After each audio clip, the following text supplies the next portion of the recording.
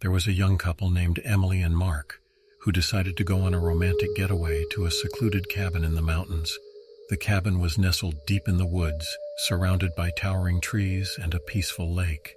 They were excited to spend quality time together and escape the hustle and bustle of their busy lives. As they embarked on their journey, the winding road seemed never-ending. The tires of their car hummed against the asphalt, and the couple grew weary from the long drive. However, their anticipation kept them going. Suddenly, as they rounded a bend in the road, they noticed something peculiar. 3 mysterious figures stood at the side of the road, their faces concealed by the shadows. The couple's curiosity was piqued, and they decided to stop and investigate. Approaching cautiously, Emily and Mark realized that the figures had tattered clothes with faint bloodstains. It sent a shiver down their spines. They asked the figures if they needed help or if they had seen anything strange in the area. But the figures remained silent, their faces hidden in darkness. Uneasy, Emily and Mark decided to continue their journey, assuming it was a figment of their imagination. Finally, they reached their destination, the charming cabin surrounded by nature's tranquility. They settled in and spent the days exploring the nearby trails, indulging in romantic picnics and sharing tender moments by the lake. One evening, as Emily was preparing dinner in the cabin, she noticed peculiar claw marks on the cabin's wooden walls. It startled her because the marks were high up, where it seemed impossible for someone to reach without a ladder. The couple tried to dismiss their concerns, attributing it to wildlife or an innocent coincidence. That night, as they lay in bed, a piercing scream echoed through the silence, making their hearts skip a beat. The scream grew louder, causing Emily and Mark to jump out of bed in alarm. They listened attentively, realizing that the voices were now whispering, as if they were right beside them. Fear overwhelmed them, and they rushed outside, searching for the source of the disturbing noise. In a state of panic, they reached out to their neighbors, hoping for answers. However, nobody else had heard the terrifying screams. Worried and bewildered, they decided to contact the local authorities for assistance. When the police arrived, they listened to Emily and Mark's account with a grave expression. One officer shared a chilling tale, explaining that the screams they had heard were the cries of mythical creatures known as whisperers. These creatures, also called tick-ticks, were said to be hunters who sought out unsuspecting prey. The intensity of their screams indicated their proximity to the target. The officer further revealed that the claw marks Emily had discovered were often left behind by the whisperers as a marking for their chosen victims. Hearing this, Emily and Mark's blood ran cold, and their fears were confirmed. Realizing the danger they were in, the police escorted the couple back to their cabin to gather their belongings. They advised them to leave immediately and return to the safety of the city to avoid any further encounters with the whisperers. Trembling with fear, Emily and Mark hastily packed their belongings. As they prepared to leave, they couldn't help but glance back at the cabin one last time. To their horror, the 3 figures they had encountered earlier stood at a distance, wearing unnerving smiles on their faces. With their hearts pounding, the couple quickly got into their car and drove away, leaving the cabin and its secrets behind. Emily and Mark vowed to keep their encounter a secret, fearing that others might not believe their story or, worse, fall victim to the whisperers themselves. They returned to their normal lives, forever haunted by the memory of that unforgettable vacation and the chilling presence of those 3 figures. Once upon a time, in a small town shrouded in secrets and whispers, there was an old abandoned school. Locals spoke of its haunted halls and the tragic tale that had befallen a young girl named Emily.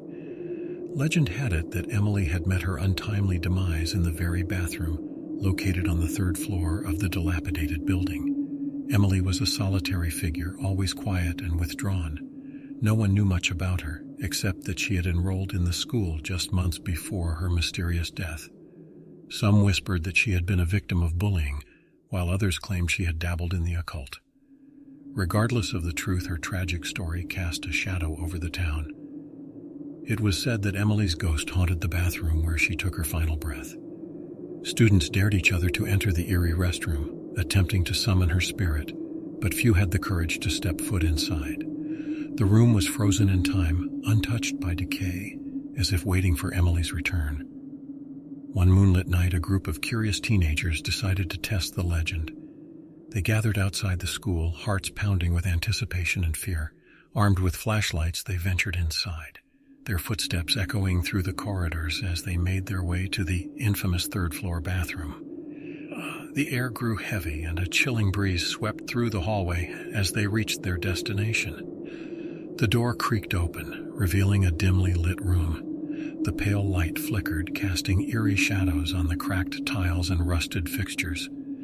The teenagers hesitated but were drawn forward by a morbid curiosity they could not resist. As they entered the bathroom, a hushed silence enveloped them. They began to whisper Emily's name, hoping for a response. Suddenly, a faint sound echoed from the back of the room. It was a soft giggle, barely audible but undeniably present. Panic welled up within them, and they turned to flee, but the door slammed shut, sealing them inside. Their screams echoed through the bathroom as the lights flickered and died, leaving them in total darkness. Shadows danced around them, and whispers filled the air. Cold fingers caressed their necks, sending shivers down their spines. In their terror, they realized they were not alone. One by one, the teenagers felt an icy grip tighten around their throats, rendering them unable to breathe. The echoes of their final gasps for air mingled with the haunting laughter of Emily's vengeful spirit. The bathroom became a chamber of horror, stained with the souls of those who dared to disturb her eternal rest. In the morning, the townsfolk found the school's bathroom door ajar, revealing the lifeless bodies of the teenagers. Fear and grief gripped the town once more as they mourned the loss of their children. The legend of the girl who died in the bathroom grew stronger, forever etched into the darkest corners of their collective memory. From that day forward, no one dared to enter the haunted school, and the bathroom remained sealed, a grim reminder of the horrors that lurked within. Emily's restless spirit continued to haunt the town, her laughter echoing in the quietest of nights, a chilling reminder of the consequences that awaited those who dared to disturb her eternal slumber.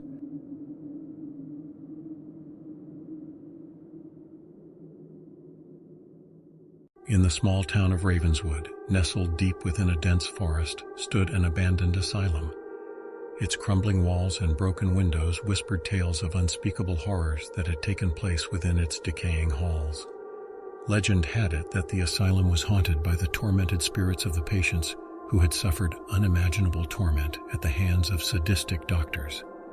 A group of thrill seekers, including 4 friends named Mike, Sarah, Alex, and Emily, decided to explore the abandoned asylum one fateful night. Armed with flashlights and their insatiable curiosity, they ventured into the darkness, unaware of the chilling fate that awaited them. As they stepped inside the asylum, the air grew heavy with a palpable sense of unease. The dim light from their flashlights cast eerie shadows on the decaying walls, revealing glimpses of long-forgotten horrors. The sound of their footsteps echoed ominously through the empty hallways, as if the asylum itself was watching their every move. As they made their way deeper into the asylum, they stumbled upon a rusted metal door. Reluctantly, they pushed it open, revealing a pitch-black room. Mike, the brave yet foolhardy one of the group, took the lead and stepped inside, his flashlight illuminating the room's twisted secrets. Suddenly, a blood-curdling scream pierced the silence. It echoed through the asylum, chilling the group to their core. The scream seemed to emanate from the very walls themselves, as if the tormented souls trapped within were reliving their agonizing past. Terrified, they scrambled to find the source of the scream, their hearts pounding in their chests. Room after room they searched, only to find more despair and darkness. The asylum seemed to toy with their sanity as whispers of forgotten patients echoed through their minds. In their frantic search, they stumbled upon a hidden staircase leading to the asylum's basement. Against their better judgment, they descended into the abyss, their flashlights barely illuminating the treacherous steps. The basement was a labyrinth of decayed corridors and forgotten cells. The air grew colder, and a putrid stench filled their nostrils. Shadows danced on the walls, playing tricks on their minds, as if malevolent entities taunted them from the darkness. As they pressed on, the group became separated, their panicked calls for one another drowned out by sinister laughter. Emily, the last one remaining, found herself in a room filled with rusty surgical tools, evidence of the asylum's dark past. Suddenly, the door slammed shut behind her, sealing her fate. The room came alive with chilling whispers, and the walls seemed to close in, suffocating her with terror. Emily could feel the presence of a malevolent force surrounding her, feeding off her fear. In a desperate attempt to escape, Emily's flashlight flickered and died, plunging her into complete darkness. A spectral figure materialized before her eyes, a gaunt, wailing apparition with sunken eyes and tattered hospital gown. Its elongated fingers reached out towards her, and Emily's scream joined the chorus of tortured souls that haunted the asylum. The next morning, authorities discovered Emily's lifeless body in the basement of the abandoned asylum. No explanation could be found for her tragic demise, and the horrors she had witnessed remained locked within the asylum's crumbling walls. To this day, the abandoned asylum of Ravenswood stands as a chilling reminder of the darkness that dwells within the human psyche. Dare you venture into its haunted halls? Beware, for the spirits of the tormented await, hungry for more souls to claim as their own. Around 30 years ago, my friend Sarah and I decided to embark on a nostalgic camping trip in a remote forest to disconnect from our fast-paced lives. We settled on staying in a rustic cabin called Whispering Pines Retreat, located deep in the heart of the Appalachian Mountains. The place was known for its breathtaking natural beauty and tranquility, making it an ideal spot to escape the noise and chaos of the city. The cabin was owned by an elderly couple, the Harringtons, who had been maintaining it for decades. They were known in the region for their hospitality and warm nature. We arrived at the cabin just before sunset and were greeted by the kind-hearted couple. They welcomed us with open arms and shared stories of the area's history and the many happy memories they had with previous guests. As the night fell, we settled into the cozy cabin, feeling grateful for the peaceful ambience. We had brought along some board games and snacks to keep ourselves entertained. The Harringtons had provided us with a hamper full of delicious homemade treats and fresh vegetables from their garden, adding a personal touch to our experience. On the first night, we played board games, laughed and reminisced about our childhood days. The sound of the crickets outside and the gentle rustling of the leaves created a soothing atmosphere. It seemed like the perfect getaway we had envisioned. However, as the clock struck midnight, strange things began to occur. We started hearing faint whispers and footsteps outside the cabin, although we were certain there was no one else around for miles. At first, we brushed it off, attributing it to the sounds of the forest at night. But as the night progressed, the whispers grew louder and more distinct, causing us unease. Sarah and I exchanged nervous glances, trying to rationalize the eerie occurrences. We decided to stay awake for a while longer, hoping the noises would eventually subside. Suddenly, the cabin's lights flickered, and an icy breeze swept through the room, making us shiver. The atmosphere became charged with an inexplicable energy, and a sense of foreboding enveloped us. Despite our apprehension, we couldn't bring ourselves to leave, as the darkness outside was far more frightening than the mysterious events within. Just when we were about to call it a night and attempt to sleep, we heard a soft knock on the cabin door. Our hearts raced, and Sarah asked in a shaky voice, "Who's there?" But there was no response. Only more whispers carried by the wind. Unable to ignore the knock any longer, Sarah gathered the courage to open the door. To our surprise, there was no one there. Instead, we found a tattered and faded photograph of a young couple lying on the doorstep. The eerie sensation intensified as we noticed the resemblance between the couple in the picture and the elderly Harringtons who owned the cabin. Feeling unnerved, we decided to show them the photograph in the morning, hoping they could shed some light on the mysterious events. The rest of the night passed in anxiety and restlessness as we struggled to find an explanation for the inexplicable occurrences. At dawn, we showed the photograph to the Harringtons, who looked at it with tears in their eyes. They explained that the picture was of them taken during their younger days, around the time they first started managing the cabin. They shared a story that had long been kept secret from guests, afraid that it might deter people from coming to their beloved Whispering Pines retreat. Many years ago, on a stormy night much like the one we had experienced, a tragic accident had occurred near the cabin. A young couple, deeply in love, had sought refuge from the rain but met an unfortunate fate when a tree fell on their car, ending their lives prematurely. The Harringtons had tried their best to save them, but their efforts were in vain. Ever since that incident, the spirits of the ill-fated couple were said to haunt the area, seeking peace and closure. The Harringtons believed that the spirits had grown fond of the cabin, considering it a place of solace and love. They had hoped that the presence of new guests would help bring peace to the restless souls. Overwhelmed by the revelation, Sarah and I couldn't help but feel compassion for the lingering spirits. We spent the remaining days of our camping trip embracing the presence of the departed couple, acknowledging their existence, and expressing our heartfelt condolences. As we left Whispering Pines Retreat, we felt a mix of emotions: gratitude for the warm memories we had created, and sadness for the tragedy that had forever marked the place. The experience had taught us that sometimes, even in the midst of the most serene surroundings, there could be stories of pain and loss, waiting to be heard and understood. From that day forward, we carried the memory of the Whispering Pines with us, cherishing the beauty of nature while respecting the spirits that might wander among us, seeking solace and closure. There was a renowned hospital known for its excellent medical care.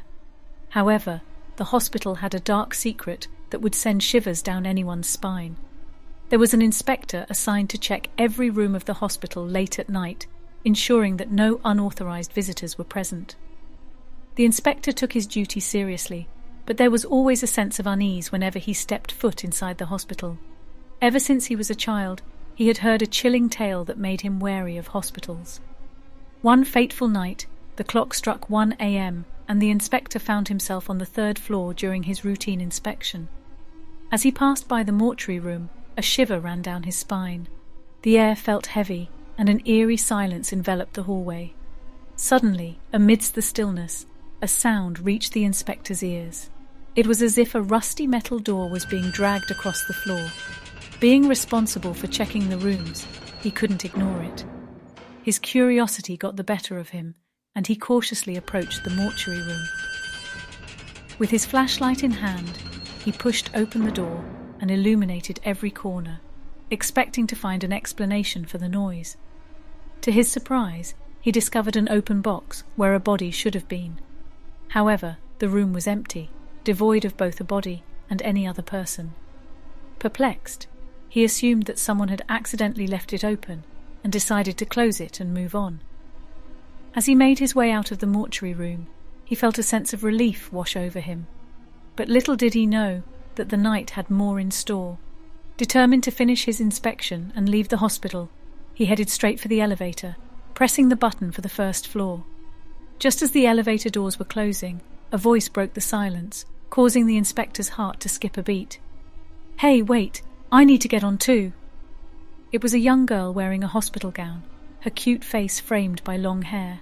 Confused by her presence at such a late hour, the inspector hesitated, but ultimately opened the door for her.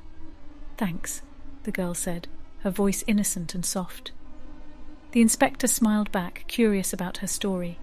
The girl pressed the button for the 2nd floor, and the elevator started moving. Taking the opportunity, the inspector asked her why she was out so late in the hospital.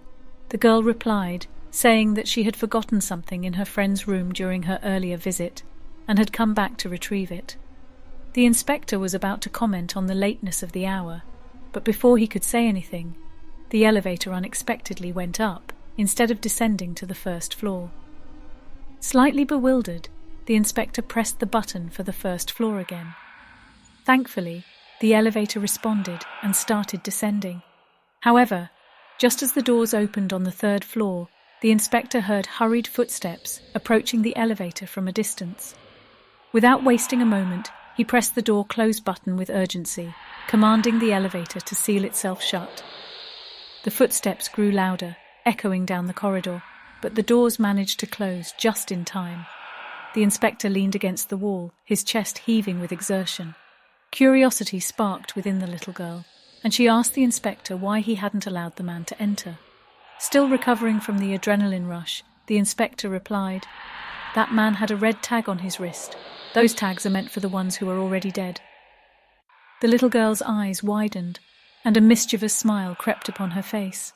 Slowly she pulled up her sleeves, revealing a red tag wrapped around her delicate wrist. With an eerie calmness, she said, "Like this one." A chill ran down the inspector's spine, his blood turning cold. It was as if time stood still, and he couldn't find the words to respond. The revelation left him haunted, unable to shake off the disturbing encounter in the hospital elevator.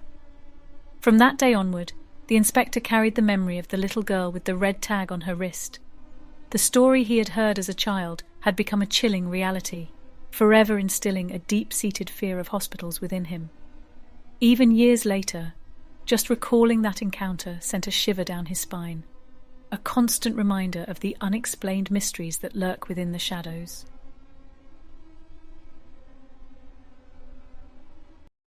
Hello, my name is Lily.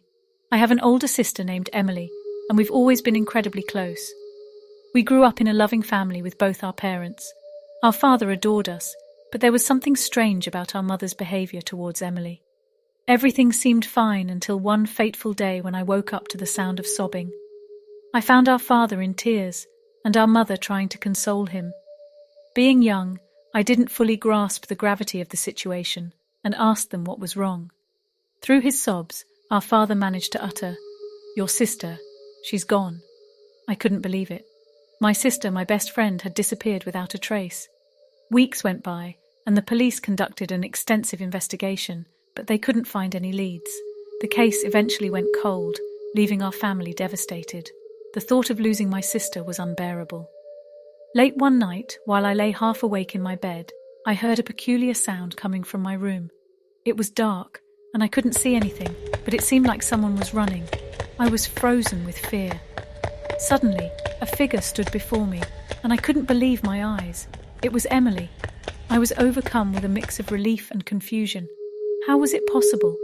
Emily burst into laughter and revealed that it was all a prank. I couldn't find it funny. We had all been consumed by worry and grief.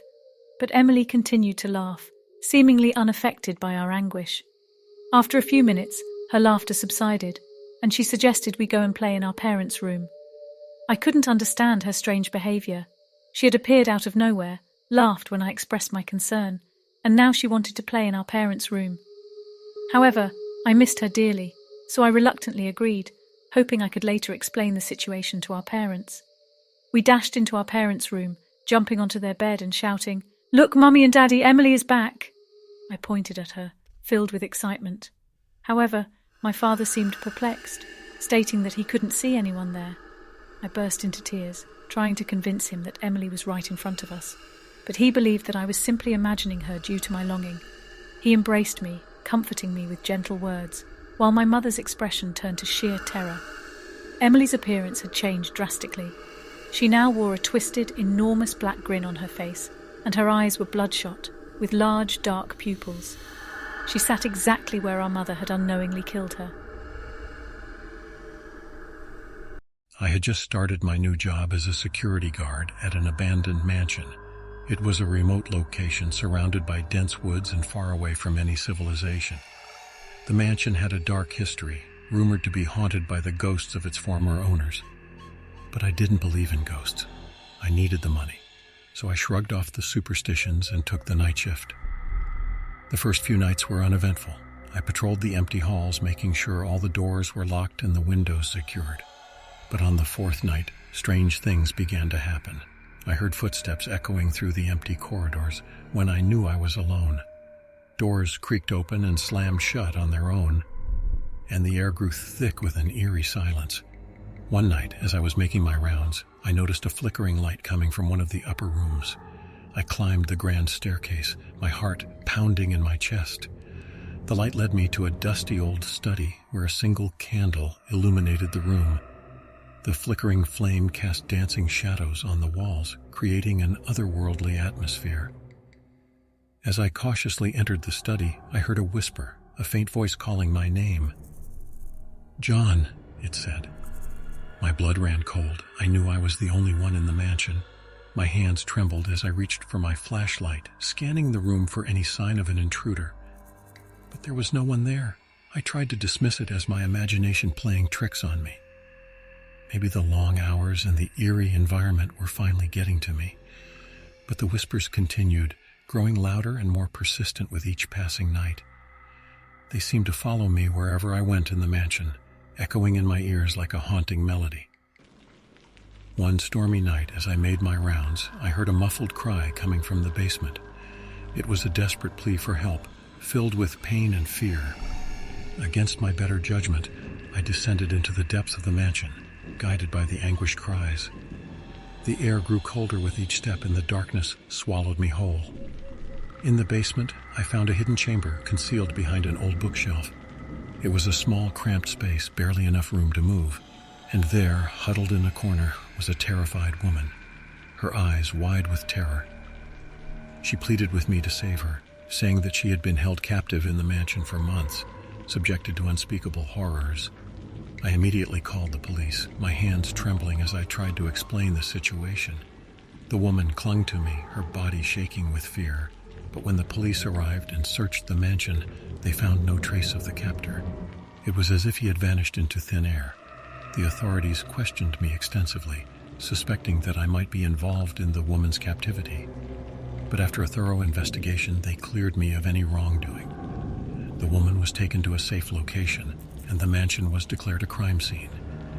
In the following days, news of the mansion's dark secrets spread like wildfire. It turned out that the previous owner, a wealthy businessman, had used the mansion as a torture chamber, preying on innocent victims. He had managed to elude capture for years, hiding in the shadows of his own macabre creation. As for me, the experience left me scarred. The horrors I witnessed in that mansion haunted my dreams, and I couldn't escape the feeling that I was being watched, even in the safety of my own home. I quit my job as a security guard, vowing never to step foot in a place with such a dark past. When I was 12 years old, my family and I moved to a small town on the outskirts of a dense forest. Our new house, nestled among towering trees, had an eerie charm to it. It had a mysterious aura that sent shivers down my spine. Little did I know that this would be the beginning of a haunting experience. As we settled into our new home, I couldn't shake off the feeling of unease that enveloped me, particularly when I entered my parents' room. There was something about that room, an oppressive energy that made me dread being near it. Night after night, I would be plagued by terrible nightmares. In these dreams, I would find myself standing in my parents' room, only to encounter a tall, dark shadow lurking in the corner. Its pitch-black figure exuded an unsettling presence, and though I strained to see its face, it remained obscured by the impenetrable darkness.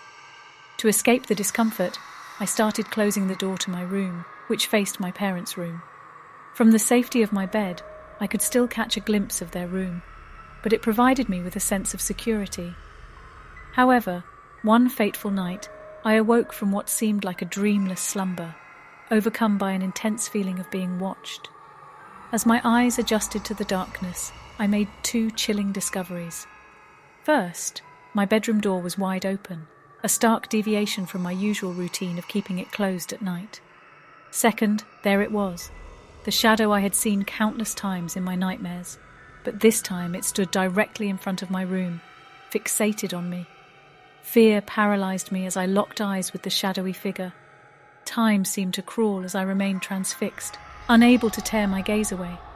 Hours stretched on, and finally the shadow ceased its haunting gaze and glided towards my brother's room. My memory becomes hazy from that point, and I can't recall how or when I managed to fall back asleep. The subsequent mornings passed uneventfully, and life seemed to return to normal. In an attempt to dismiss the incident as a mere nightmare, I pushed the terrifying encounter to the recesses of my mind. Years rolled by, and my family decided to move to another state. However, we held on to the old house, intending to use it as a holiday retreat. During one such visit, my uncle, who was going through a rough patch in his marriage, sought refuge in our old house. As we gathered for the holidays, engaging in casual conversation, my uncle suddenly turned to me with a curious expression and asked if I had ever dreamt of eerie shadows outside my room. My parents laughed, unaware of my previous experiences. My heart skipped a beat, and I fell silent. Sensing my unease, my uncle pulled me aside, and I confided in him, recounting the nightmares and the haunting figure that had plagued me years ago. To my astonishment, he listened intently and revealed that he too had witnessed the same unsettling presence outside my room, fixated on me. He had thought it was just his imagination until I shared my own encounter. Eager to protect our family, my uncle approached my parents and recounted our shared experiences. Deeply concerned, they made the decision to sever ties with the haunted house. After a religious cleansing ceremony, my uncle returned to his wife, and my parents promptly put the house on the market. However, despite their efforts, the house remained unsold, as if its dark secret had seeped into its very foundations. The shadow never physically harmed any of us, but its menacing presence left an indelible mark on our lives. The memory of its relentless stare still sends shivers down my spine, and the feeling of helplessness against its influence remains etched in my mind. I fear that I will never be able to forget the haunting presence of that shadow and the inexplicable power it held over me. And as the house stands unsold, its secret continues to endure, leaving us to wonder if anyone will ever unravel the mystery that lies within its walls.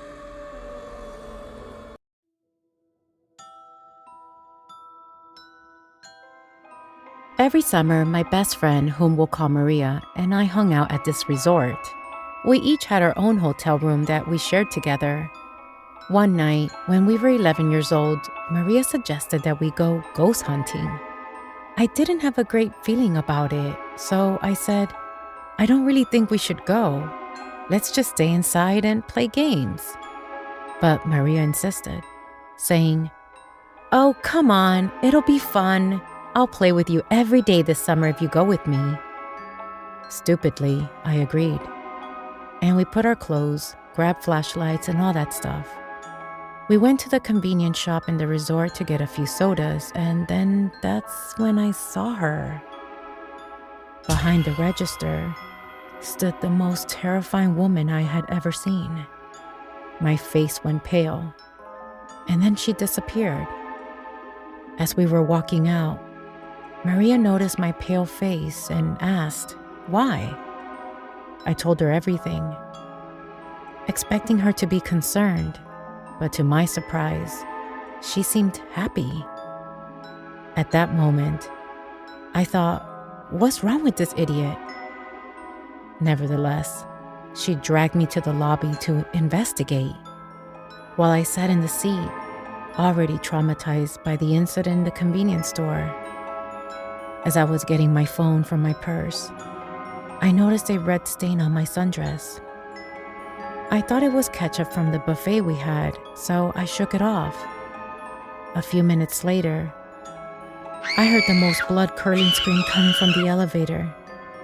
I don't think anyone else heard it since there was no one else around, and the night shift employee was fast asleep. It sounded like it was coming from the elevator hall. Curiosity got the better of me, and I decided to check it out. The screaming grew louder and louder, causing my eardrums to feel like they were bleeding. I opened one of the doors and found a musty-looking man in his 40s, holding a knife to Maria's throat.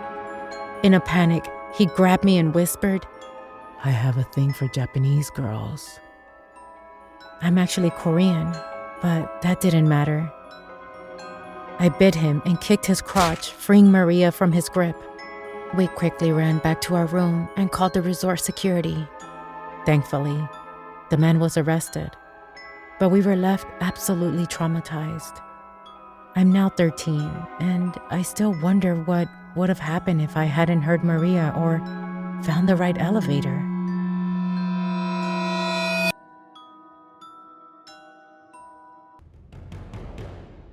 I work at a small grocery store. The owner of the store was a man named Randy, and one day he told me a strange story. 20 years ago, Randy worked at a grocery store in the same neighborhood. Back then, there was a coworker named Curtis, and the two became friends as they worked together. One day, Curtis confessed that he had murdered someone before, and when Randy scoffed at him, thinking it was a joke, Curtis said it is true, and he doesn't get arrested by the police, even if he kills people. So when Randy told him to stop joking, Curtis said he would prove it. One day, While the two were looking for a target, they found a man walking alone in the alley, and Curtis abducted and murdered him. Randy said this is all he knows. He said he has no idea what Curtis did to the man. After a while, a man in the neighborhood was reported missing. The police broke in and interrogated Curtis, but there was no evidence against him. So Randy kept asking Curtis how he did that, but he didn't tell him anything. After all, time passed by and Randy felt a sense of guilt. However, he didn't have the courage to report the incident because if he does, he would make himself an accomplice.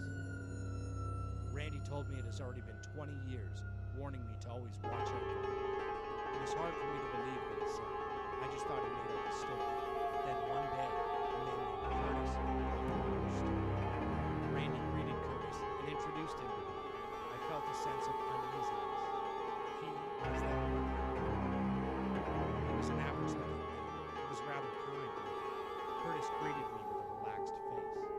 After a while Randy was away, I asked Curtis, "Hey, there is something that Randy told me. Is it true?" Curtis suddenly stiffened and asked what I'm talking about. I hesitantly said, 20 years ago. Then Curtis cut me off, saying, "Oh, of course that's a made-up story. Does that make sense?" Then he got up from his seat with a grave face. After a while, on his way out of the store, he said, "Would you like some candy?"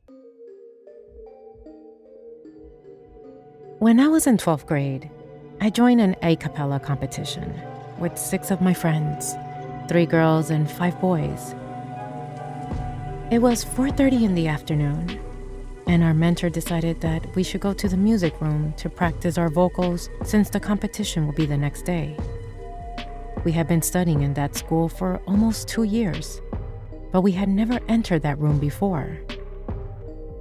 As we entered the room, the first thing I noticed was the piano located near the door. It was quite old, as were the other guitars stored in the corner of the room.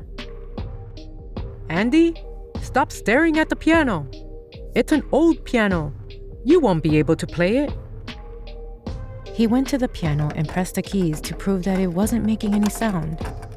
I just nodded at him and followed his orders during practice. We all blended so well, following his instructions. An hour later, there was a beep from his phone. Guys, there's an emergency. I'll just have to go downstairs for a bit. Wait for me, don't touch anything, he instructed. We all nodded, and he left the room. Sitting on the floor, we started chatting about the strategies we would use for the competition. A few minutes later, my friend Eric said something unrelated. Damn, I need to pee bad, and ran towards the door, shouting, "Don't leave me!" Before shutting it, we continued chatting and the conversation became more interesting. I didn't even notice when Eric returned to the room. In the middle of our conversation, we all heard the piano playing. I became annoyed, thinking that one of them was playing it. "Hey, stop it! Sir might kill us!" I scolded. Then we realized that the piano was broken and hadn't made any sound earlier. We looked at the piano, and it was playing on its own.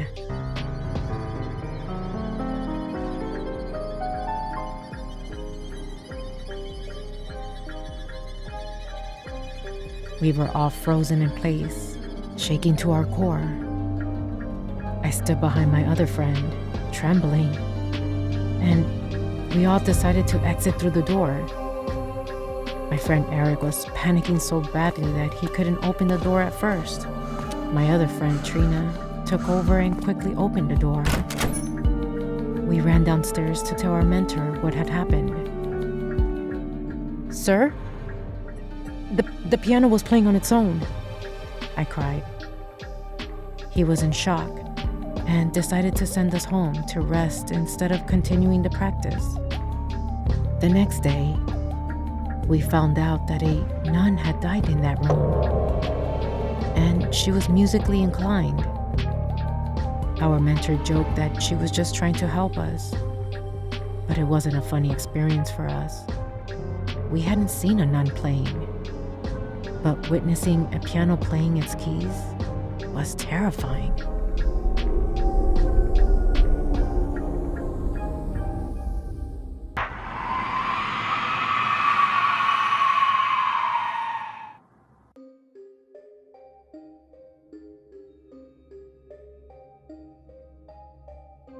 One night while I was sleeping, I suddenly woke up with goosebumps. Looking around, there was something gigantic outside the window, blocking the moonlight. I was startled and looked at it closely. Outside the window, a very large face was staring at me. It was 3 times the size of a human's face, and its skin color was pitch black, and it was smiling broadly. I jumped out of bed in surprise. What was even more shocking was that I was on the 2nd floor. A human couldn't be that big. I shouted as I trembled, "The police!" I couldn't say a thing. After a while, it slowly moved away. It was smiling and staring at me as it walked away. Its eyes paralyzed my whole body, and I couldn't move. When it was far away, I finally could see its body. It was a huge giant that looked as if it was 12 feet tall. The length of its legs looked like a telephone pole. I froze on the spot, watching the scene. What the hell was that? Is this a dream? But despite how many times I pinched on my trembling thighs, I realized it wasn't a dream. Who the hell was he? I had big doubts. And I went around asking people in the neighborhood if anyone had seen him. Among them, there was an old lady who was over 80 years old. And she said to me with a very surprised expression, "He's back? I'd seen him when I was about 30. After the giant came, people in the village started to die. When I was little, my parents told me that there is a giant that appears in town, but I didn't believe it. But he appeared again. Soon, there'll be successive deaths in this village." After that day, the people really started dying in the village, but the people who died were all troublemakers. Bullies who stole other people's money, people who committed adultery, and scammers, etc. Dozens of people have died mysterious deaths with unknown causes. All of them were found overnight with their bodies compressed into tiny balls, but the police and doctors couldn't find any exact evidence why they died like that. All the people in the village were seized with great fear. Then one day, while I was sleeping again, a loud voice resonated throughout my room, as if a cave. "I come to clean up this town every 50 years. Rogue humans cause damage to humanity, so they must be periodically disposed of. Fortunately, you are not a defective product. Keep on living a life of virtue." And at the window, the giant was smiling again. I shuddered in fear, but with the heavy thud of his footsteps, he slowly drifted away, and I haven't heard his voice since then. All the people in the village trembled in fear, but after a few days, there was no one who died. All the villagers gathered around and said he would come again later on, and that they should prepare for that. Even at this moment, I'm really afraid. Will he really appear again after 50 years? If so, should I leave this town? If I leave this place, will I be free from his judgment?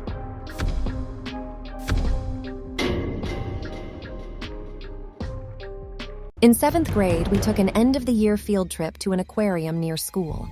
It was called Ripley's Aquarium of the Smokies. We live in Gatlinburg, Tennessee, a literal mountain town with nothing but hills and mountains. As far as the eyes can see, our science teacher, Mr. Russo, was our chaperone for the trip. He was a very lax teacher, so while other teacher chaperones were more uptight and strict with their groups, Mr. Russo was more chill about his job. That may seem like a good thing, but because of his lackadaisical approach at supervising, my friend Aiden and I were able to easily bail from the aquarium lobby away from the rest of the groups. We quite simply didn't want to wait so long for all the groups to move. The whole aquarium was empty except for our classes. So when Aiden and I walked through the passageways, or I guess observation areas, as you would say, before everyone else, we didn't see anyone else, we got the best views that all the big fish tanks and habitats. We moved on to the next dark room, all of which were lit up with a dark blue tint from the fish tanks. By the way, this room had a lot of big tanks with tropical fish. We were making jokes about finding Nemo fish, like clownfish, and the dory fish. And that's when I remember someone calling hey to us in a very assertive, commanding voice. It was some guy in cargo shorts and a green t-shirt. He asked us if we were with the field trip. I was about to shake my head no, but Aiden said yes. The man told us to come with him right now. We both assumed he worked for the aquarium, so we followed he wasn't leaving us back to the lobby. Though he was leading us through some narrow, dark hallways, I remember passing the bathrooms and a few exit signs hanging on the ceiling. Before reaching an exit door, he led us outside to some back area guessed by the woods. I finally asked if he worked there and where he was leading us. He said yes, he did work there and that he had to drive us back around to the front of the aquarium in order to be let back in. It made just as much sense back then as it does now, but we were two nervous 7th graders who thought we were about to get in serious trouble. So when he led us to his car, we willingly got in the back seats. He told us to strap in, and he pulled out from the back parking lot and onto the street. Just as we thought he was going to make a right turn towards the front, he turns left right away. Both Aiden and I asked him where he was going at the same time. He didn't answer that question, but about 5 seconds later, we heard the locks to the back doors click down, and he made some kind of threat along the lines of, "If either of you try to make any moves, I'll kill you." He then proceeded to slide out what appeared to be a big knife in his glove box as some kind of threat. In a nice satin silence, I'm sure he wanted to throw up just like I wanted to. We had to think of a way to escape, but we couldn't talk to each other because the man kept looking in the rearview mirror every other second he was driving us uphill through some woodsy, isolated neighborhood until he finally pulled over onto the side of the road and what appeared to be the middle of nowhere. No houses, no through traffic. He told us to stay in the car as he got out with his knife in his hand. I whispered Tayden to be prepared to run as soon as I said to the man came to my door, popped it open and told me to step out. He told me to tell my friend that if he wants me alive, he better be in the car. By the time we got back, I felt the deepening feeling in my stomach when I heard that the man started walking me to the woods with the knife probably in his pocket to do God knows what.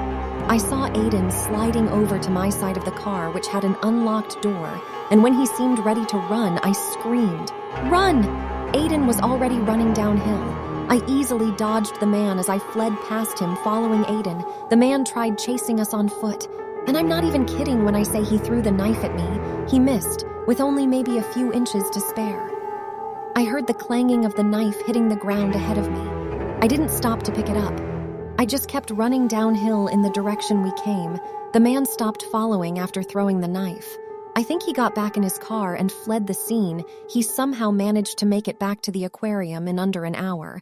And we also managed to sneak back into the group. Mr. Russo didn't even notice Aiden and I decided to keep quiet about what just happened. What purpose would it serve getting ourselves in trouble, given that there was relatively no chance of that man getting caught? As we got older, we started to wonder more and more what the intentions of that man were. We could obviously think of a few likely ones, but either way we kept quiet about it and don't really like to think about it. When I was in 8th grade, all of my classmates and I looked forward to our Washington, D.C. field trip. The thrill of going on any sort of trip with your friends were enough to excite us after. All preparations, we were ready for D.C. Once we arrived to our destination, my class of around 100 students were partitioned off into 3 groups, and within these groups were our 3 other hotel mates. Each group was sent off in different coach buses, and we would be taken to different attractions throughout D.C., neighboring states, monuments, parks, food stops, museums, and more. After a long weekend of visiting educational sites, our teachers decided to treat us to a colonial ghost tour one night. It was an evening walking tour through some of America's historical sites near village cemeteries and old town homes. I don't remember exactly which city we were in, but I remember the guides telling us that many of the empty homes were preserved due to their historical significance. I've always been scared of most things related to ghosts and such, but I was positive that nothing would happen in our ghost tour. We split off into smaller groups of around 10 members each, and were instructed to carry around a camera if we wished. The guide kept telling us not to expect much from the tour, but there would most likely be nothing supernatural during the course of the evening as we wandered from colonial home to cemetery plot to colonial home. I just took interest in the histories that the guides would share of each home. They would indulge us in the stories of each homeowner, while my friends would snap away at photos open to find a shiny orb. One of my friends, Jessica, that I was sharing a room with during that trip, was not one of the kids that were constantly taking pictures. She would take a photograph every once in a while, but spend most of the time listening. My group reached a small 2-story home in the middle of the street. The house had an ominous blue hue to the windows, but the house was vacant. I remember being very curious about this home. The tour guide began to tell us a little bit about the house. She had mentioned that the home had originally belonged to a man and his beautiful wife. He adored his wife, and the couple was thrilled to receive news that they would be expecting a child. Unfortunately, the wife had died after giving birth to a baby girl. The man was absolutely devastated and grew to resent his homely daughter. During her childhood, he kept her in the house as much as he could. He reminded her about how homely she looked and could not find her a suitor, feeling that she had no other purpose. He had his daughter learn how to sew and weave upstairs, using her only good attribute, her hands. After hearing this story, remember the sorrow that I felt for this girl. She and her father must have lived unhappily in that house until their deaths.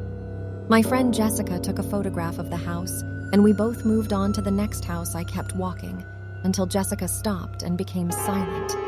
Looking down in her digital camera screen, I walked over and scanned the photograph. I saw a gleam coming from the edge of the second-floor window on the right. I had her zoom on the scene. After zooming in, you could clearly see 3 figures staring out from the window. On the way right was the translucent outline of a woman. A taller man was standing behind her to the side. Even more curiously, there was a 3rd figure appeared to be a woman, but she was harder to make out. The body was there for sure, but her skin was not as clear. Jessica and I freaked out the first woman, and man made sense to me. That would explain the man and his daughter. But who was their dark woman off the side? I raised my hand and had to ask the guide, was there ever another person that lived with this family at the house we just looked at? The guide looked surprised, and my question unanswered. Yeah, during the time of their residence, they had a black female servant living with them, senior year of high school. My forensics teacher, Mr. Stevenson, somehow convinced the school to let him take us on a field trip to some abandoned building in the woods that was the site of a major crime scene. I think he might have finessed it a bit and made the school think we'd just be studying the perimeter and outside of the building. But we did much more than that. Mainly, it used to be a drug den when we got there. I realized how frighteningly neat all the building actually was, and its location was just surreal, surrounded by forests in every direction, and the only road that leads up to it is a road you would never think to drive down just because of the grass growing in the street. Since our current topic at the time of our class was dealing with drugs, Mr. Stevenson led us into the abandoned building. He gave a tour of the place as if he'd been there many times before, and he seemed to know quite a bit of history about the building. For example, that the actual original purpose of the building was unknown. Apparently, construction on the higher levels wasn't even finished before the building was abandoned.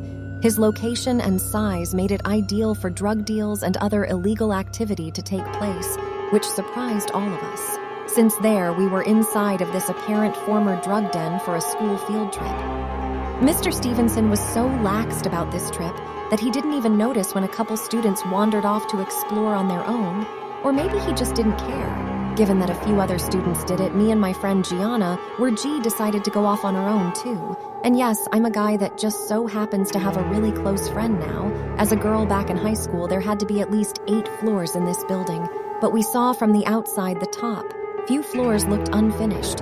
I basically forced G to come all the way upstairs with me to the top.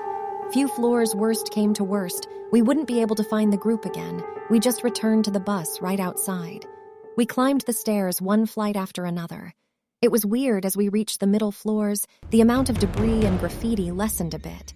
But then, as we got to the higher floors, there was even more graffiti and litter than the lower floors. Then things got sketchy. It seemed we were on the 2nd highest floor, and everything on this floor was still just wood foundation. A lot of it seemed to be rotting, and there were a lot of holes up there. We would have gone up to the last floor, but the stairs had been completely stripped and broken. Basically, there were no stairs to the last floor. There had to be a way up there, though. So we watched our step 4-week wood as we navigated the floor. Then Gianna grabbed my shoulder and stopped me. She pointed up at a hole in the ceiling and said she saw something. Then there was a ticking noise, like the kind of taking noise a person makes when they're calling their cat or something. Followed by that, someone's arm came into view from the hole above us. Just their arm, though, and judging by the position of the arm, whoever's arm it was must have been laying down flat in the floor beside the hole. They had a long black sleeve on, so the only skin that was visible was their hands. She was scared.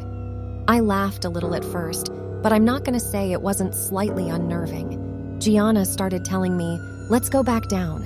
I started calling up to the person, "How do we get up there?" They didn't answer. Instead, they just kept making the ticking noise and waving us up. That's when things started getting really creepy, and I agreed with G that we should go back down right after I said this. The person pulled their arm out from the hole, and we heard the sound of a shoe quickly scraped the wood foundation above us as the person was clearly getting up. We couldn't see, though. I nudged Gianna to move. I was creeped out and just wanted to get back down, as we were about to leave the main open layout room and back into the stairway corridor. There was a crash far behind us. We turned and saw a man on the complete opposite side of the room facing the wall, and it seemed he just jumped through one of the holes. He then quickly turned his head to look at us without moving his body. There was something about his face and clothing. He didn't look like the typical urban exploration type. He looked dangerous and unstable. G and I ran for it now, down one flight of stairs at a time, 3 flights down. I looked up the long corridor above us and saw the man at top looking down at me. I yelled, "Go to Gianna." We kept going down like 5 flights later. I looked up again, and there was the man again looking down at me. This time, he seemed much closer, and I just realized he'd been chasing us. We got to the bottom, and I looked up one more time, and I didn't see, and this time we heard the voice of Mr. Stevenson nearby, and I kind of started to laugh about what just happens. Not exactly because I found it funny, but because I was just happy that we made it back safely. She was not laughing, though she was genuinely disturbed. We found Mr. Stevenson, who asked where we were, and we told the truth about what just happened. He was pretty mad at us, but given what we just told him, he also advised we should leave the building. The other kids have wandered off, had returned, and when we got to the bus, Mr. Stevenson did a head count like 3 times overall. The trip wasn't a failure for the rest. The other kids did learn things about the building and drugs, but for my friend Jana and I, really, it was the most horrific thing we ever went through.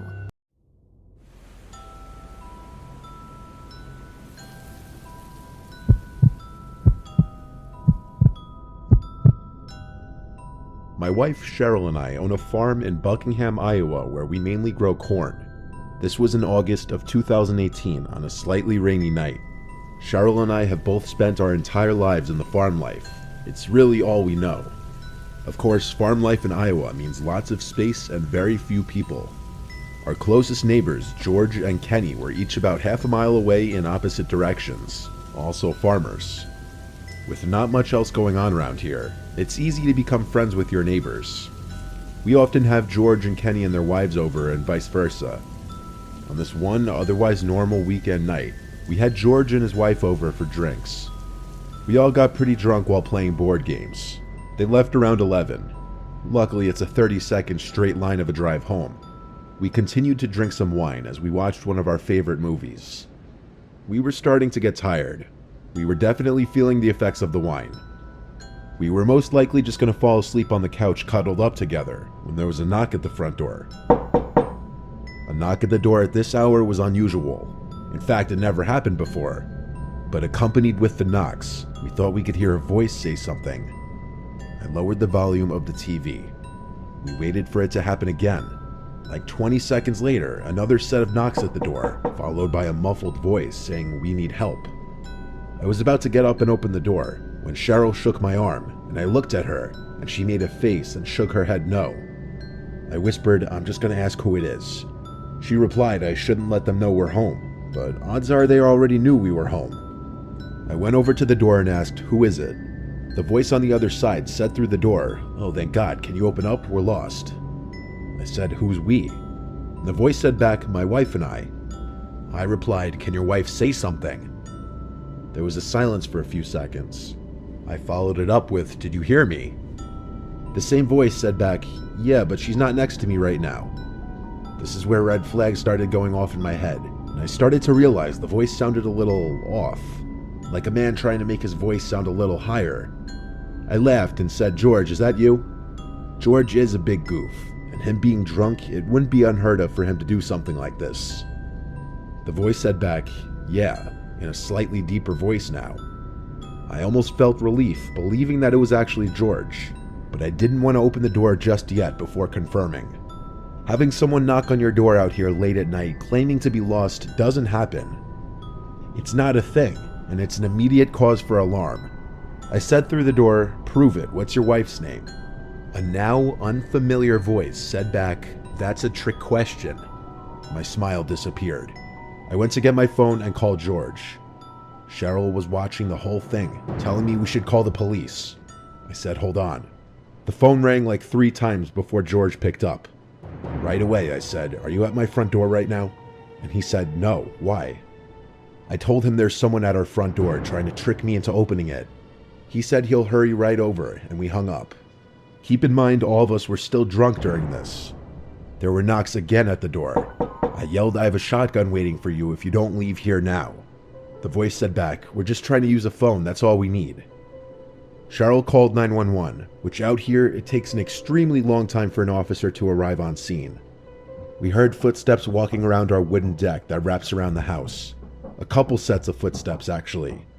They stopped at one of our windows, which had the blinds closed, and we heard one of them attempting to lift the window open. This caused Cheryl, who was still on the phone with 911, to scream, "Leave us alone." I followed suit and screamed at the top of my lungs to get the fuck out of here or I'll shoot you. It took me that long to think to run upstairs to grab my shotgun from the closet. Literally a few seconds later, there were more pounds at the door, and this time it was actually George's voice yelling, "Open up." I let George in, who also brought his shotgun. He said he didn't see anything or anyone as he pulled up. He stayed with us until a police officer came to the house. He did a quick little scan of the property with us, then left. We took heed of his advice in installing a camera in the front and back, surprisingly something we never thought of until this incident. Still gives me chills that all that was keeping out whoever was on our front deck that night was a wooden door.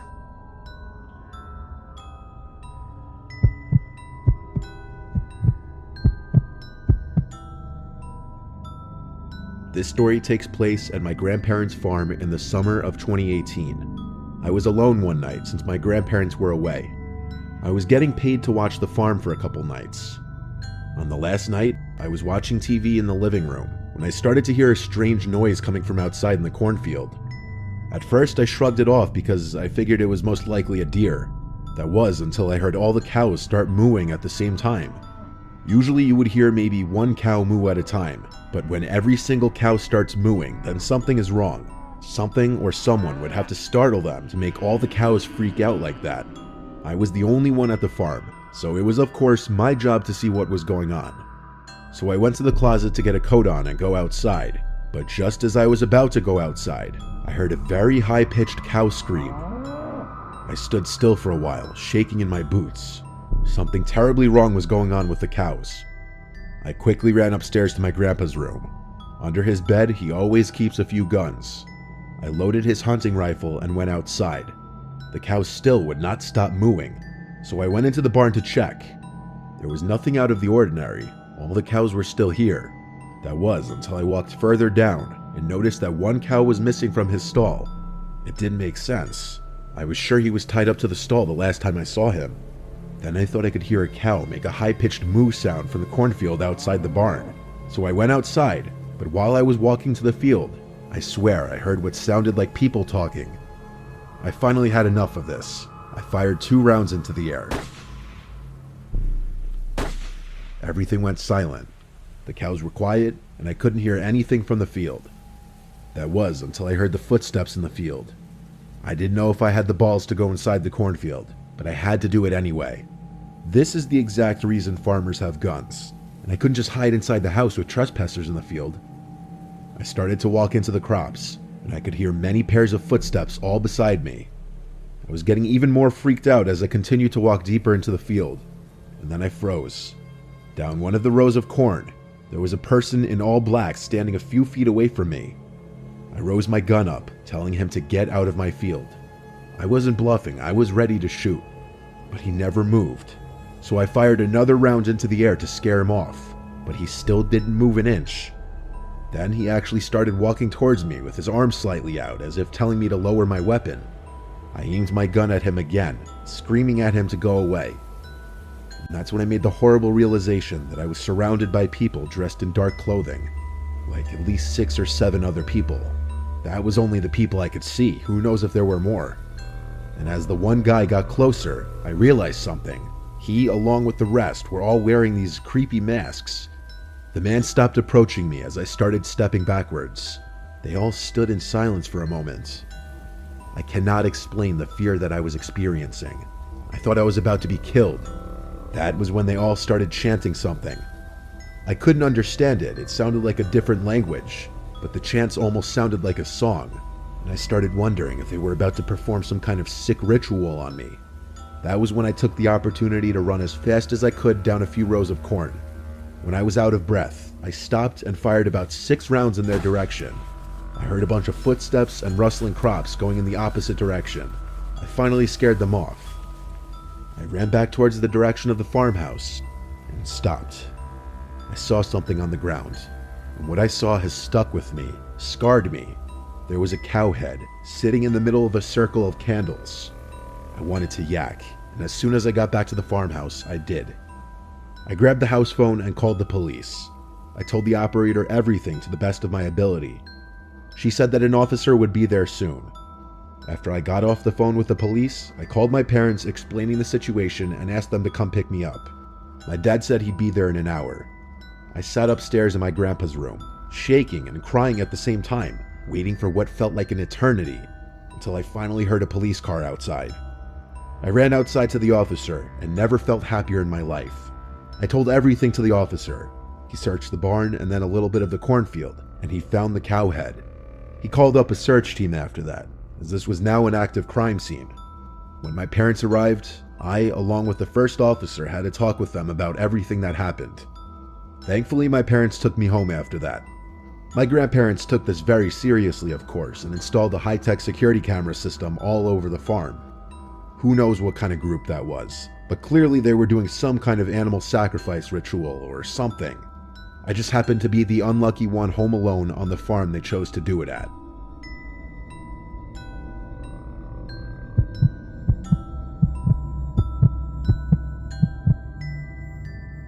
My name is Howard. I'm 25 years old, and I live on my family's farm. I help take care of it when my parents are out of town. It's just a little family farm, not a commercial farm or anything like that. My parents want me to take it over when they're too old to take care of it anymore, as I'm the oldest of 3 and the only son. But honestly, I don't really want to. I don't see myself staying in the middle of Arkansas my whole life, and especially not after something really weird that happened only last July. My parents were on a romantic trip for a week, and so it was my 2 sisters Crystal and Morgan and I taking care of the property while they were gone. There's not much around here, lots of privacy and such, a little too much in my opinion. Except for this one night. It started later on in the night as it was approaching time to go to bed. My sisters do college online. Crystal takes summer courses, and so she was in her room on her laptop doing work. Morgan and I were just hanging out watching some dumb show in the living room. All 3 of us kind of want to get out of the farm lifestyle. Me especially, since I'm oldest and in the prime of my 20s. One dreaded part of farm life is the predators, though. Not just the animals that come and eat your produce, but the people that come and steal from you. Believe it or not, it happens. It hasn't happened many times to us, but it does happen. We have a few guns in the house for this exact reason. Our 2 dogs outside suddenly started going crazy in the backyard. Something spooked them for sure. I first thing went outside to the yard to see what they were barking at. They both were looking in the direction of the crops, going crazy. I yelled at them to shut up, and they went quiet. I stepped right in front of the crops and listened. I heard a whistling from inside of the cornfield. It was undoubtedly a human's whistling. This was the first time I was experiencing a trespasser on the property with my dad not here. I had to hurry inside to get one of the guns. The dogs started barking again. I told my sisters that someone's outside in the cornfield and I had to go chase them away. They both said that was a terrible idea to go run into the cornfield in the dark, and they knocked some sense into me when I realized they were right. I also realized how downright terrifying that would be. So instead, I went out back to the dogs once more going crazy, barking in the direction of the crops. I aimed the gun into the air and fired off a shot which echoed into the night. silencing the dogs. I also was on some kind of power trip in the moment and screamed out to get off our land as loud as I could. I felt that would have done the trick and went back inside. My sisters were both laughing, which caused me to laugh too, but our little laugh amongst each other didn't last long, because the dogs started going crazy again, even crazier this time. I went back outside, ready to do the same thing again, but I felt my heart skip a beat when I saw the guy standing about 20 feet from the dogs, right in front of the cornfield. He looked at me and I screamed, "Hey," at which point he ran into the cornfield. I started running over and fired another shot into the air. I stopped by the dogs. There was no chance in hell I was going in there. I wasn't about to leave the dogs out here either. I unclamped their chains from the hooks and brought them inside the house. I told my sister someone was sneaking around in the cornfield. So what did we do? We called our dad. He told me I had to be the man of the house and protect my sisters. He recommended I fire another warning shot outside if whoever it was came back. After this, we all just gradually went to our respective rooms. My sisters each brought one of the dogs in their rooms, and I brought the gun in my room, just because we were all a little spooked by this. I had the window open, and as I was laying in bed watching a movie on my laptop, I heard a whistling from outside. I hurried to the window and looked out to see someone slowly walking in the grass. Then, like he had some sixth sense, he stopped walking and turned to look at my window, still whistling. This jerk was obviously trying to mess with us and scare us. A very stupid idea when I already made it clear I had a gun. I ran to grab the gun off the bed and aimed it out the window. I shot at the grass a few feet away from him, purposely missing, of course. This cut his little horror movie act short, and he ran out of view of my window towards the front of the house. This time he didn't come back. He'd have to be a fool to come back after that. I obviously told my sisters why I shot, and I assured them he would not be coming back. We never found out who it was or why. It could have been some teen or multiple teens just trying to scare some innocent farmers for fun, or it could have been an actually dangerous person.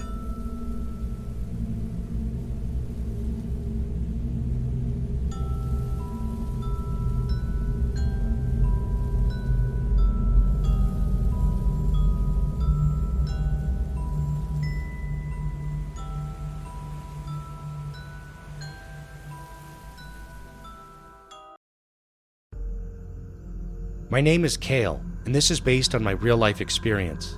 I work as a businessman in Morocco and got sent on a business trip to Nigeria on the 26th of January, 2022. I wasn't really interested in traveling again, but I had to, so I packed my bags and made my way to the airport. I landed safely in Nigeria and got escorted to a luxurious hotel room, where I was informed about how safe the hotel was and how I had nothing to worry about. Being uninterested in their banter, all that was on my mind was, get done with the business deal and leave. The next day, I woke up and made my way to the company to get done with the meeting and sign the contract. The whole day went slow as hell, but I was glad that it was finally over. Making my way to my room, which was on the ground floor, I swiped my card onto the lock and walked in, locking the door behind me.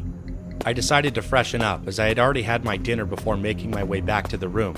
As soon as I was done, I packed my stuff for my departure the next day and headed straight to bed by 11 p.m. The clock struck 3 a.m. on the 28th of January. At that hour, I woke up and decided to use the restroom. When I was done, I made my way to the dispenser to get myself some water to drink. As I was about to take a sip, my eyes made contact with the window, the curtains slightly pushed aside. I could see a girl in a gown, around the age of 6, standing next to the tree not too far from my window. She just stood there, staring at me. I sighed and looked at the time, which read 3:10 a.m. I shouted out to her saying, "Hey kid, it's dangerous to be out there alone. Return back to your room." I turned around unbothered, but the atmosphere didn't feel right. I turned to look out the window again, but this time, it was no longer the girl, but a little boy, who stood there, staring right back at me. "What the?" I cursed as I shouted again, while gripping the window pane. "It's too late to be out on pranks, kids. Get back to your rooms." In anger, I turned around to leave, but then I remembered I left the window open, and when I turned to close it, my eyes widened as I released a gasp. The hairs on my skin rose at what I saw. This time, it was a dog. It didn't feel normal to me. All it did was stand in the same spot while staring right into my room. In fear, I slammed the window shut, locked it, and ran back to my bed, covering myself with my blanket, shaking with fear. I tried controlling my breath, but I passed out from fear. I woke up at 8 a.m. in the morning and got dressed as my flight is to take off by 10:30 a.m. As I walked towards the door, I noticed something, which made me remember everything. It all turned out to be a dream, but one thing I couldn't get over was that the door was unlocked and slightly ajar. My heart raced in fear. I checked all my belongings and noticed that nothing was missing. I remember locking my door before heading to bed. But what happened? The security checked all the CCTV cameras, but found nothing. At this point, I wasn't interested in staying at the hotel any longer. I thanked the receptionist, and I left for my flight. I arrived in Morocco safely, and not a day passes that I do not think about what happened in Nigeria. What exactly happened at the luxurious hotel in Abuja?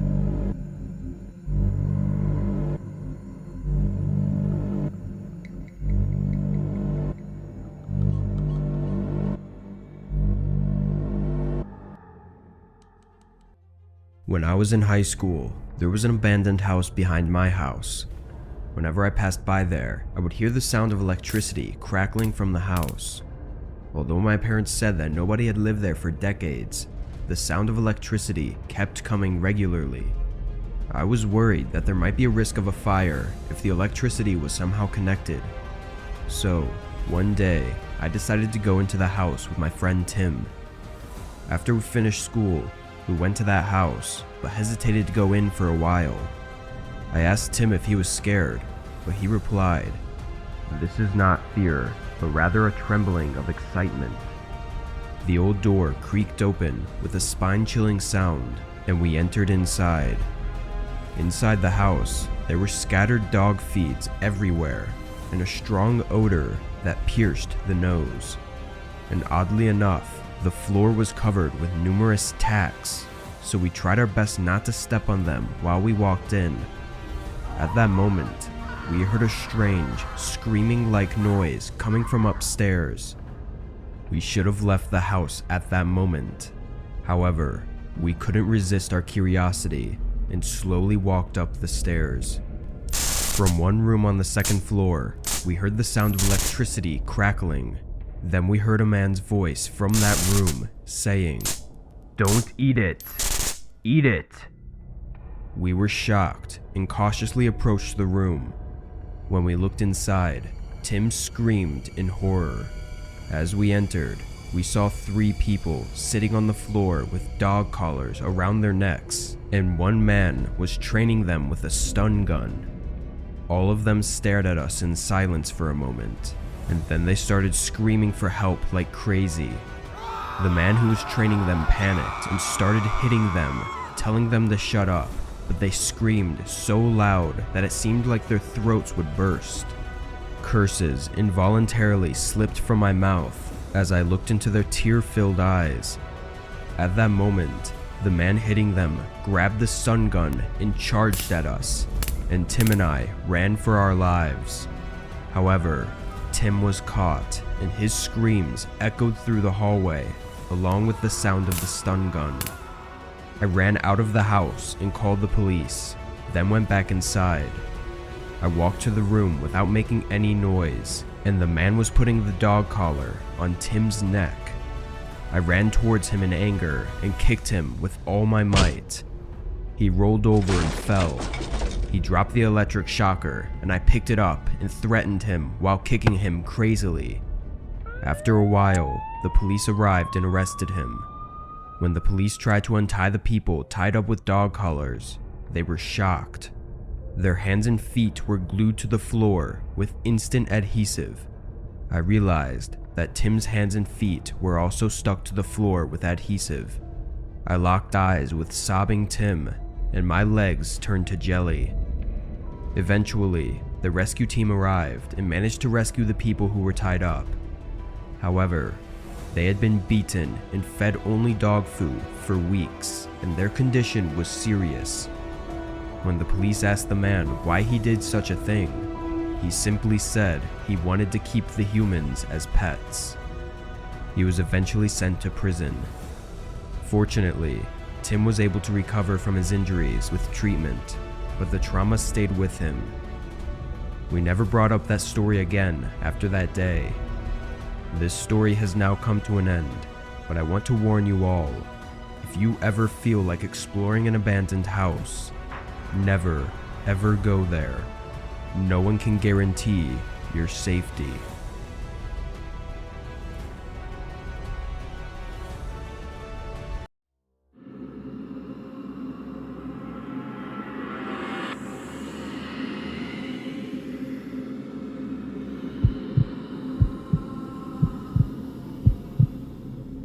My girlfriend of 7 years and I rented a beach house Airbnb in the Hamptons on Long Island in 2018. My girlfriend's name is Alicia.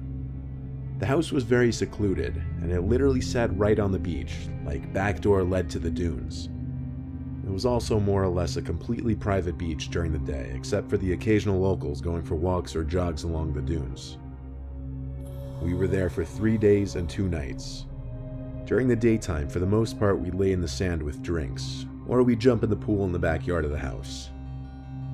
The first night, we went to some local bars to drink a little bit, then went back to the house to relax and watch a movie.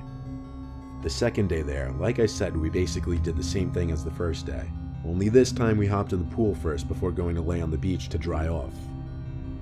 The house was absolutely gorgeous, a fantasy home for Alicia and I. Woods surrounding the house, pool in the backyard, and beach 10 steps from the back door.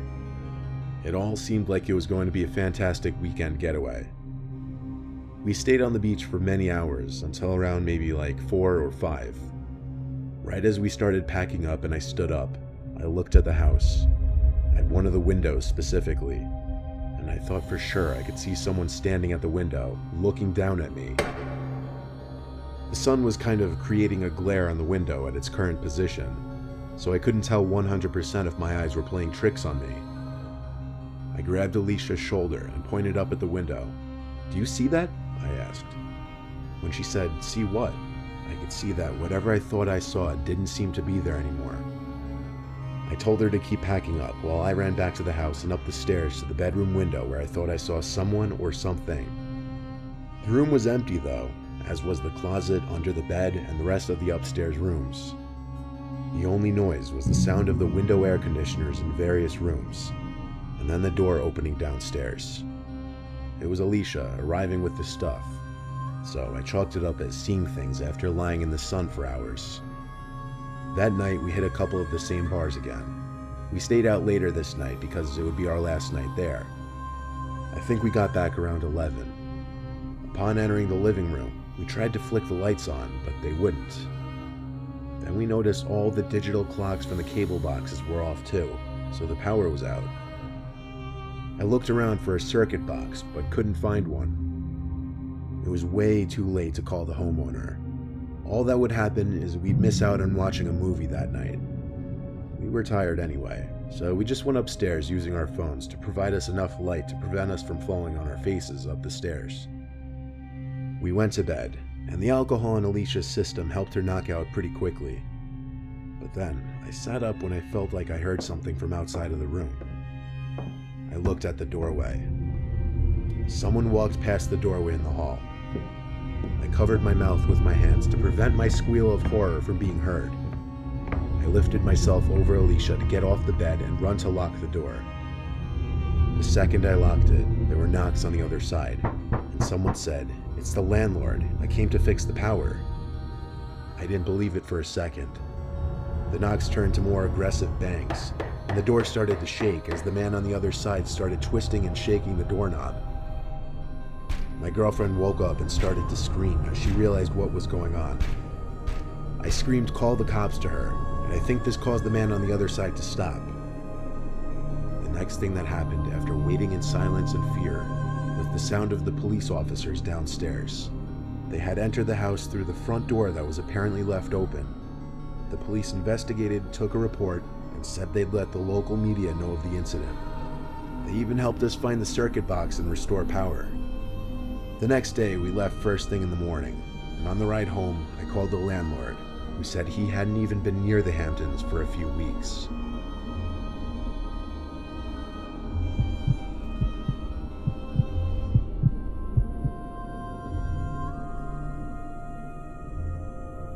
The story I'm going to be telling you took place around 4 years ago as of today. I haven't told many people about this story because it's something I try to forget. Here's my story. It was a Monday evening, 4th of July. I just finished sophomore year in high school. I was invited to a few 4th of July parties. My parents grounded me a few days prior, so I couldn't go to any of them. However, I live in a neighborhood that's very connected, so my neighbors had a party outside in the cul-de-sac. My parents forced me to come outside for it.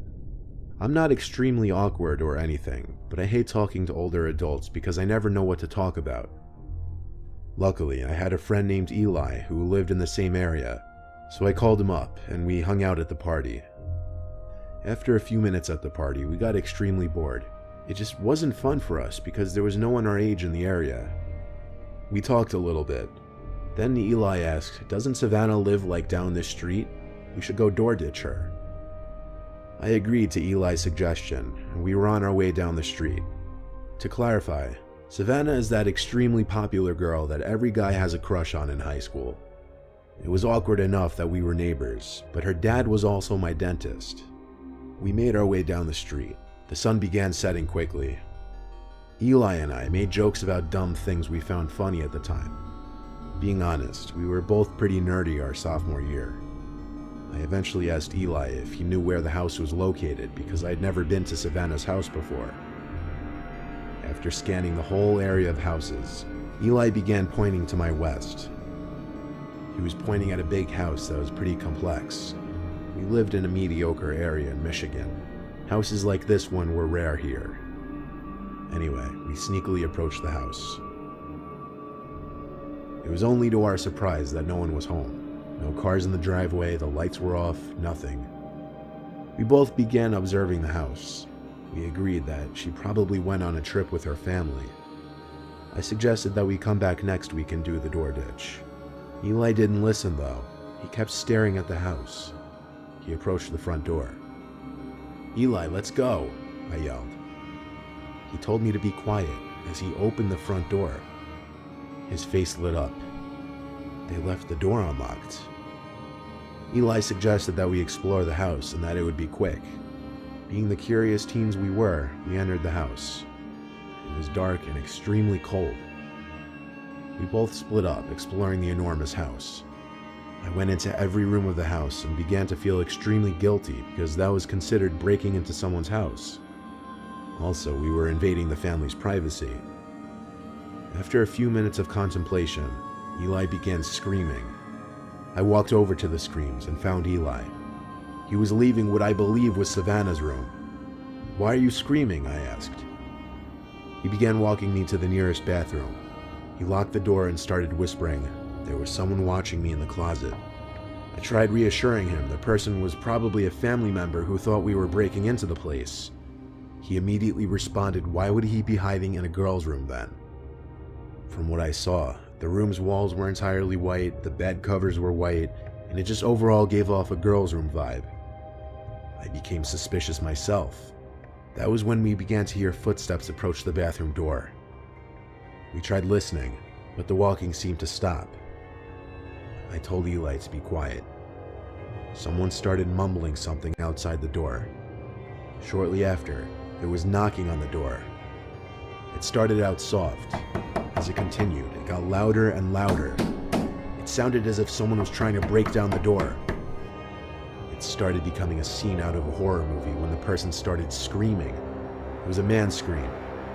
I turned around and panically tried to open the window behind us. It was bolted down. I thought we were dead. There was a wrench right next to the toilet, and I used it to destroy the window. We jumped out of it and fell onto the bushes below. I still managed to break my ankle, but we ran out of there fast. Both Eli and I were so confused as to who that person was and what their intentions were. A few days passed, and the family came back. I couldn't take the guilt anymore. I turned myself into the cops and admitted to breaking in. The cops asked me a few questions. Later, they sat me down with my dentist, or the homeowner. I began the conversation with, "Yes, I'm guilty, but the guy hiding in your daughter's closet nearly tried killing me." My dentist showed mercy and didn't press charges. However, he just started to become anxious as he told me, We never invited anyone to stay at our house.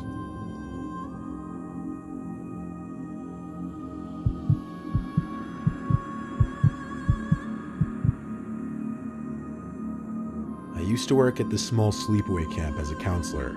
It was my first job when I was 17. It was the most fun I could have at any job that age. Plus, it would get me away from my parents' house for a month. I didn't exactly come from an enviable background. So at this camp, there were 5 buildings. The boys' dorms, the girls' dorms, the counselors' dorms, the main hall, which we called the shack, and a small bathroom building. In the shack was the cafeteria, main office, and nurses' quarters, where any kids who suffered any kind of injuries would be brought. Kids' curfews would be 9 o'clock. Curfews only meaning they weren't allowed out of the dorm buildings past that time. I made good friends with this guy named Johnny. He was 3 years older than me, but we got along. It was a Friday night. I remember because I knew it was the start of the weekend. So for fun, Johnny and I went to hang out with these 2 girl counselors, who I'll leave their names out for privacy since I haven't seen them in many years. The 4 of us went out to the woods to smoke. One of the girls were mid-sentence when all we heard was a crunch of leaves in the vicinity. Surely a footstep. All of our heads turned the same way and at the same time. We all heard it. Then, a few seconds later, there was a blinding flash. We didn't understand at first. Unnerved, all of us cut the smoke sesh short and exited the woods at an extremely quick pace.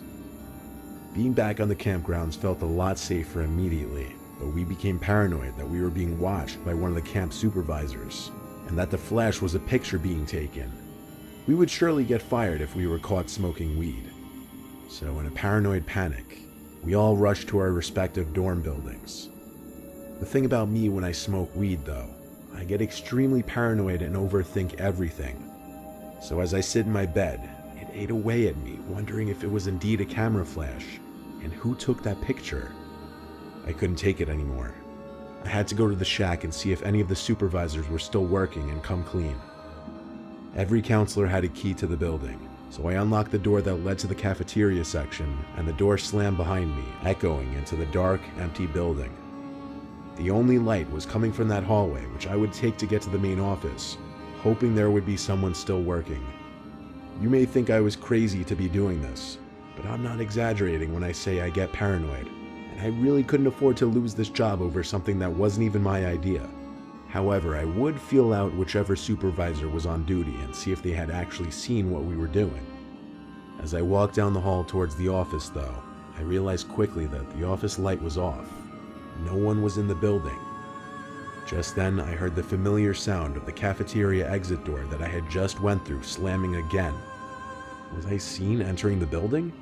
Was I being followed? I hid behind the intersecting hallway wall, peeking my head around, waiting to see who would be walking into the hallway.